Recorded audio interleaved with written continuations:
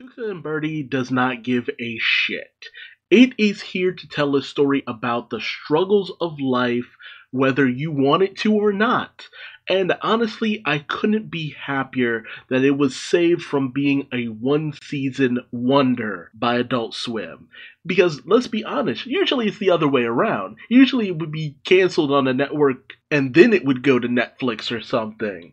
But the love that this series has received is something that really does warm my heart deep down because it tells real stories in very cartoony ways. Tuca, who is very unabashed and wild and free spirited, but has a lot of insecurities, personal problems, especially when it comes to her family and stuff like that. Things that hold her back to a certain extent, and it kind of goes to show that some of the fun she tries to project herself as having is actually just a way of eschewing a lot of the pain she holds inside of herself. And when it comes to Bertie, Bertie kind of wears a lot of her emotions on her sleeve. She's someone who has suffered through the trauma of the past, who has been lied to, manipulated, and just done a variety of different wrongs because she's so introverted,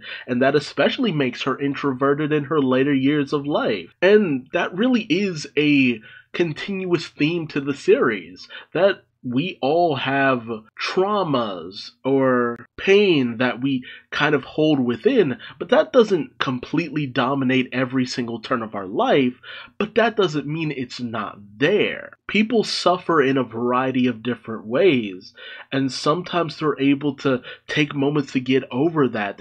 It doesn't mean it dominates every aspect of their life, but it does tend to kind of shine through in a lot of places, especially with Bertie. As you know, she goes about her life. She eventually, in the second season, she sees a psychiatrist in order to get herself right and in a right headspace. We get to know a little bit about her home life, especially in season 2. There's a lot of deep introspective moments that happened in the first season, but the second season really starts to address where certain things come from, getting to the root of certain issues. What you think might be a problem on the surface, there ends up being a completely different layer to what you might be feeling. And sometimes getting the help that you need can help you sort through those emotions. And it's not a fix. It doesn't mean that you're going to be completely fine all of a sudden. It just means that you found a way to cope with the moments of pain, hurt, sorrow that you've gone through, and being able to recognize when people are having a positive influence on your life in some capacity, whether it be emotionally or just from a gainful standpoint, or when they're having a negative impact on your life, and how you should address that. How certain things aren't a good mask for the pain you hold deep inside. And I really do appreciate the things that this series tries to tell.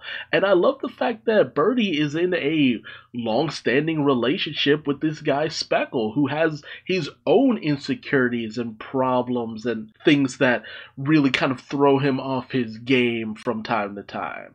It's actually fabulous and fantastic to just see something that really is akin to a very healthy relationship. Now, are there moments where one of them kind of drops the ball for the other? Yes, it happens pretty much all the time. But it's not like a deal breaker. It's no moment where it's just like, oh, I think we should break up or blah, blah, blah. Or they're on again and off again and all over the place. It's like, no, they have probably the most healthy relationship I really see in most fictional series, and I'm glad to see that it started before the series even happened. You know, they just had this connection and it's just gone forward over time. But a relationship also doesn't mean you're not still going to have those same old insecurities. It's a really adult series presented in the package of something that seems very goofy. Almost like I want to say, like a web series or a newspaper series where the sillier moments are very much the start of it, and then you get to the heart of what is actually a serious problem that people go through and have to deal with for most of their lives, if not the entirety of their lives, and how they cope with it, and the unhealthy ways they cope with it as well, and why those ways are unhealthy. Tuca and Bertie is a spectacular series that definitely deserves a watch if you're just willing to have a good time, but also a thoughtful and meaningful time as well. But hey, don't just take it from me. Did you watch Tuca and Bertie? Have you been watching Tuca and Bertie? Are you ready for the third season? Because, man, I know second season only just ended not too long ago, but I am already ready for that third season. This series really does kind of scratch some weird itch in my mind that I've just needed for a while now. And not having it around just kind of makes me feel like, I can't wait for it to come back. But let me know your thoughts in the comment section below. If you liked this video, please like, comment, subscribe, and hit the bell icon for notifications. And until next time, I'm Duuz-Diz-Din, and I will see you later. Bye-bye.